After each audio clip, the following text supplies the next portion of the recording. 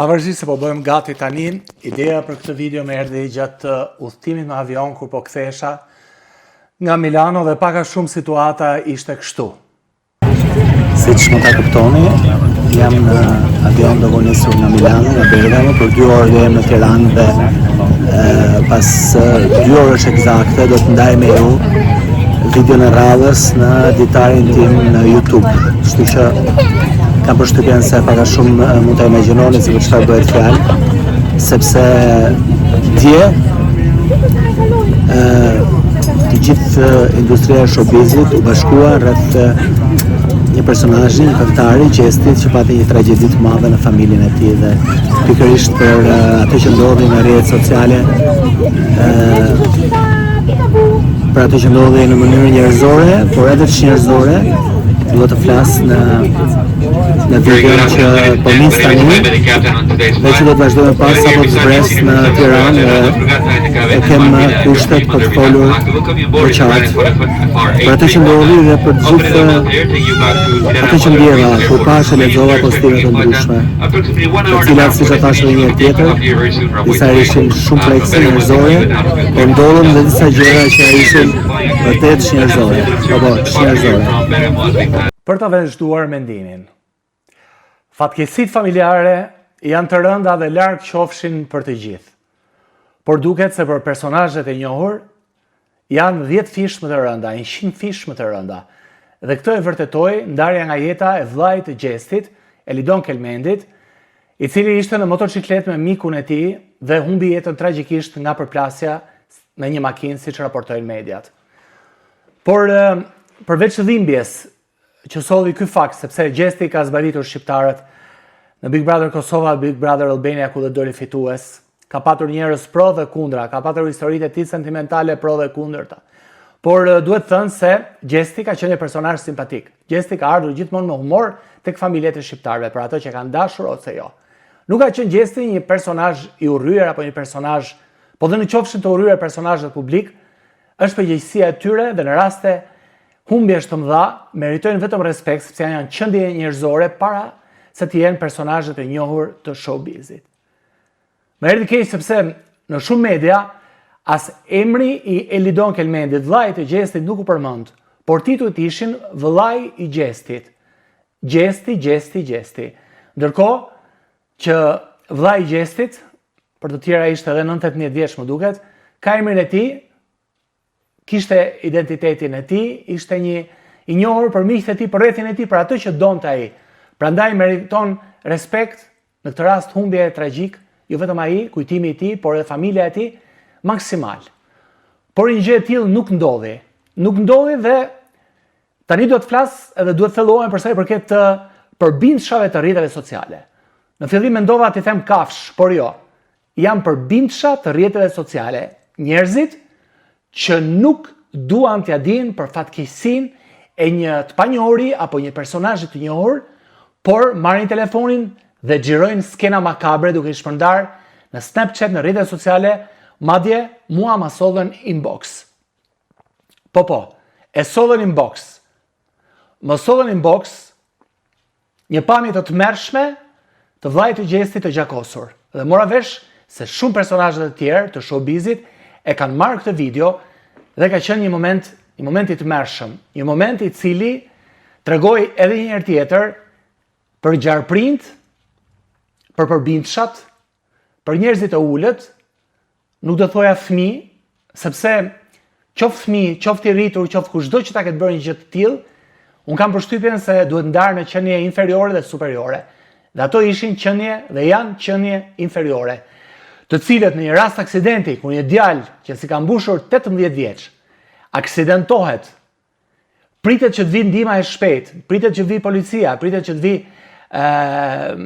ambulanca, pritet që të vi një ndihmë nga njerëz rreth e qark, unë nuk e di se çfarë guximi, nuk e di çfarë budallëku, jo guximi, se nuk duhet guxim për një gjë të tillë, e shtyn një njeri nga kulmi i ignorancës, paditurisë, pandjeshmërisë, nuk e di në çfarë stallash janë rritur, janë familje, por që t'i bëj një video dhe ta postoj dhe t'ja shpërndaj gazetarëve të njohur dhe personazhe të njohur të një djaloshi i shtrirë për tokë, i gjakosur, një pamje makabre. Jemi njohur me pamje makabre, sepse unë personalisht e bëj këtë profesion që nga viti 2001-2002, ndoshta jam mësuar gjithçka. Por në rastin konkret, askush nuk mendoi për familjen, për familjarët. Çfarë do mendojnë ato kur shikojnë këtë video mbasi të mbaruar ceremonia martore dhe të jenë vetëm të izoluar mes 4 mureve me dhimbjen e tyre?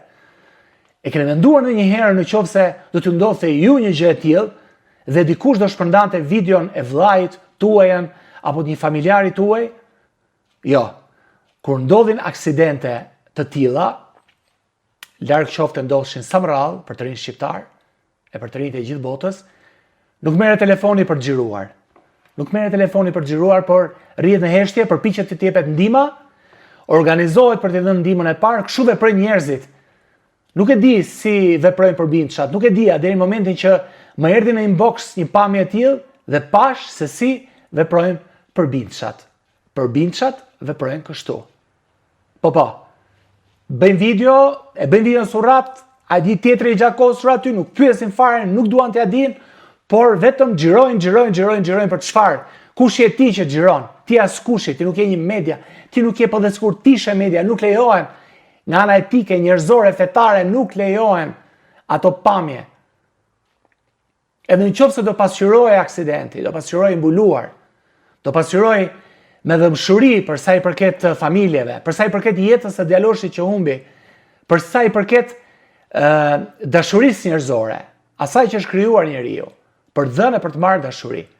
Por kjo urrejtje e madhe, e pashpjegueshme, kjo nuk dihet pse. Kjo tregon se shoqëria shqiptare është e smur. Unë kam përshtypjen se personat që ka shpërndarë atë video kanë dashur që të kenë vëmendje, kanë dashur që të kenë klikime, shikoni çfarë materiali ka mund për Gjesti, po Gjesti ka dalë nga Big Brotheri.